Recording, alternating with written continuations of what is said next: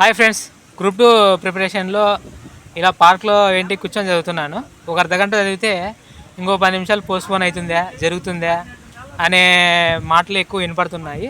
ఇక్కడ కూడా ప్రిపరేషన్ వాళ్ళు చాలామంది చదువుకుంటున్నారు. మనలో ఇటువంటి సందేహాలు ఉన్నాయి, కానీ కష్టమే. ప్రిపరేషన్ అయ్యేటప్పుడు ఇవన్నీ మైండ్లో నుంచి బయటికి తీసి ఖచ్చితంగా మనం జాబ్ సాధిస్తామనే మెంటాలిటీతోనే చదవండి. ఇంకో పక్క డిఎస్సి పడింది. యూట్యూబ్ ఛానల్ అంతా డిఎస్సి గురించి అని ఓరెత్తిస్తున్నాయి.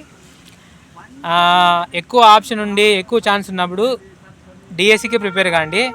లేదు ముందు నుంచి ఏపీఎస్సి గ్రూప్ 2నే నమ్ముకున్నాము అని అనుకునే వాళ్ళు దీనికి మాత్రమే ప్రిపేర్ కాండి. ముఖ్యంగా నేను చెప్పేది ఏమంటే, ఇప్పుడు డైవర్ట్ అయితే చెప్పలేం. అదేదో ఏపీఎస్సి వాళ్ళు జూలై 28వ తారీఖే ఎగ్జామ్ పెడతారనేది ఎట్లుంటే మనకు బాగా ఉత్సాహంగా ప్రిపేర్ కావచ్చు.